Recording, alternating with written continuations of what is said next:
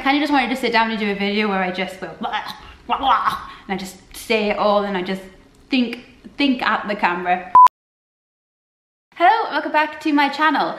I want to talk today about minimalism and identity, and there's a couple of reasons for this. First of all, I asked you if you would be interested in it and you said you would be, and second of all, I think in terms of minimalism, identity, certainly for me, is probably the most important thing to discuss. And the reason for this is minimalism is largely like a rejection of consumerism, and consumerism and marketing and advertising gives us a false sense of identity and uses this to make money, or uses this to sell us things. You can sell more things if there are more types of people to sell them to. So we are often, as a sort of consumer audience, subdivided.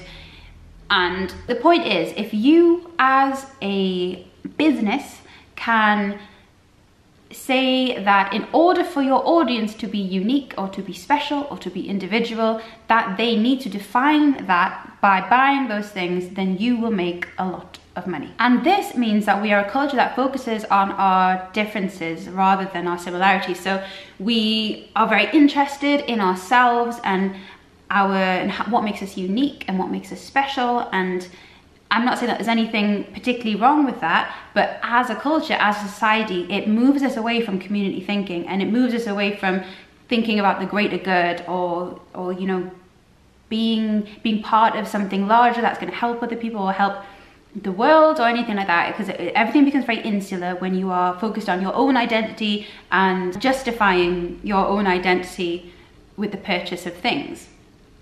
I hope that made some sort of sense. I haven't really planned this video all that well, but hopefully it comes out as if I have. I was reading this book called Selfie, and it's an incredible book and it's really, really interesting, but it got me questioning a lot of things about who I am. And I've been questioning who I am for some time now, since minimalism. I think minimalism gave me a lot of answers actually.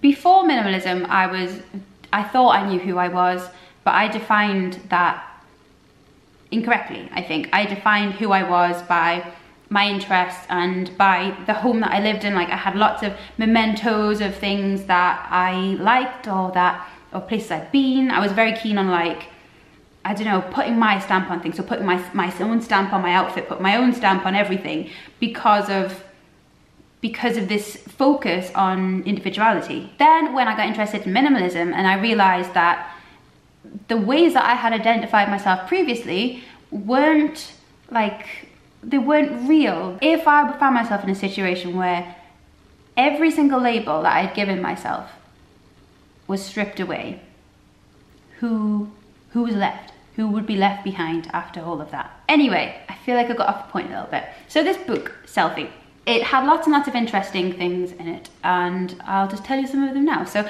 one of the things that I talked about was the difference between the sense of individual in the East and in the West. So in the West, we are largely born from like ancient Greece, and this ancient Greek way of thinking kind of permeates through a lot of Westerners' thought processes, even if we don't know it. It's in our evolution, it's in our society, it's in our culture, but we are very focused on ourselves, and we see ourselves maybe as one unit within something larger, but we don't consider ourselves part, you know, like part of the world, part of everything else. We're very, you know, we are in our own little pod, and we engage with other pods is sort of how we see ourselves.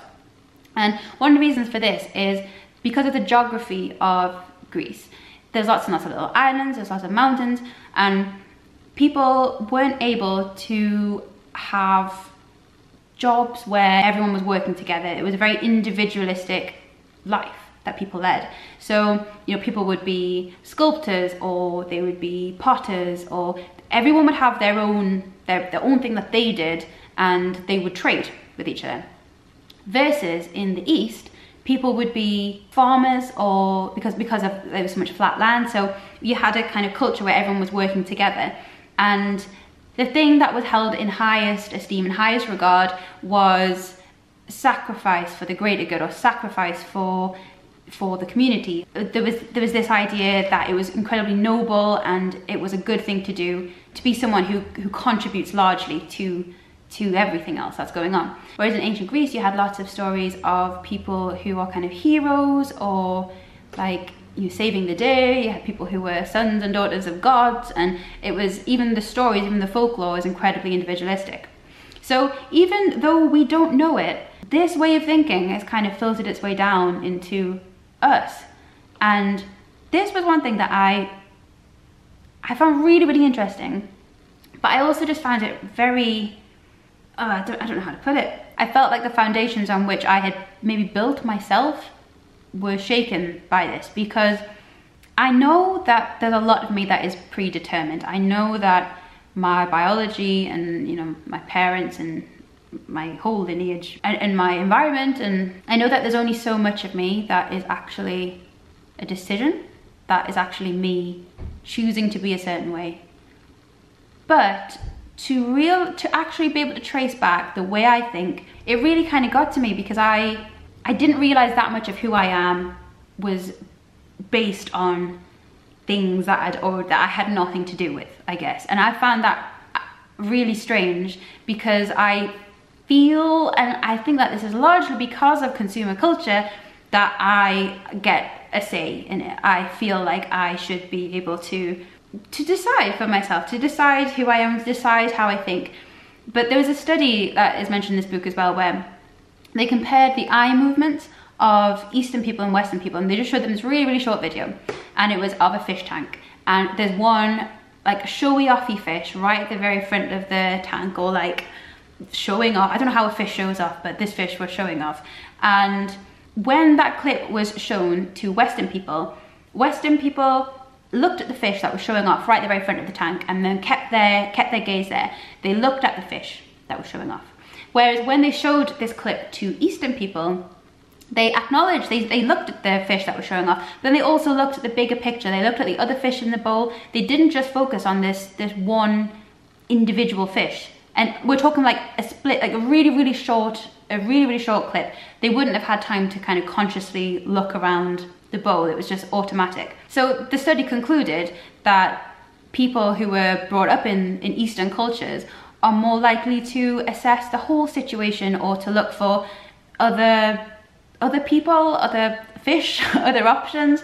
Whereas we as Westerners generally just kind of focus on the thing that we are told to focus on, or the thing that is the shiniest or the most interesting. And it means that we don't get this larger picture, this idea of community, this idea of something larger than us, but you do in the East. And I think this is why we've ended up borrowing a lot of Eastern traditions, like, I don't know, like meditation, like Zen. You know, there are so many benefits to that way of thinking, whereas ours is, I don't know, it's very limiting, I think. So basically everything that we are is a lot more deeply rooted in everything that came before us than we thought.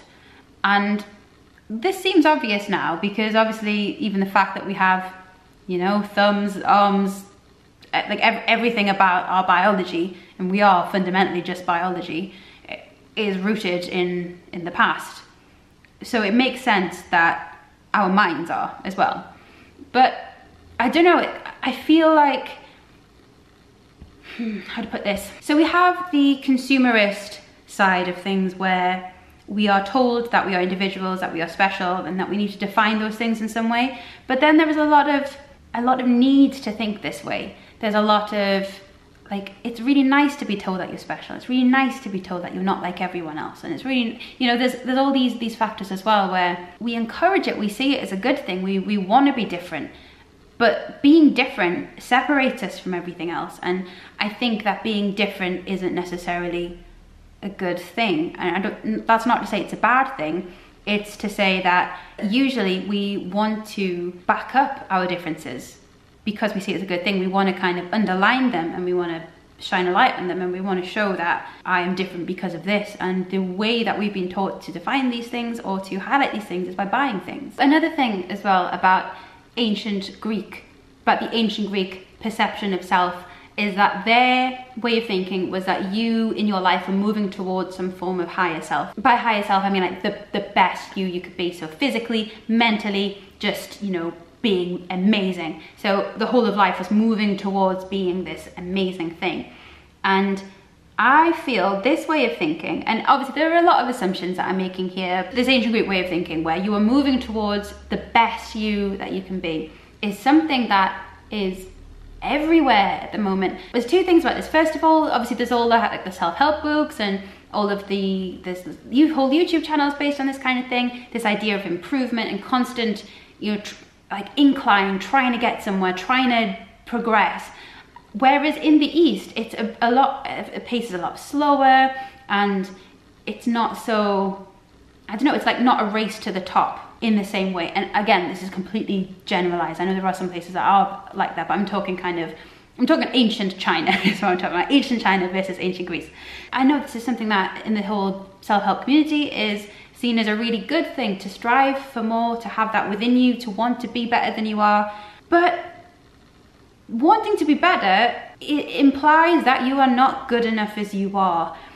And I feel that a lot of this feeling of momentum, this feeling of moving forwards, comes with a feeling of dissatisfaction about where you are now or who you are now. Again, this is all from our ancient Greek ancestors. This is from this way of thinking that was just continued through and exacerbated through the years.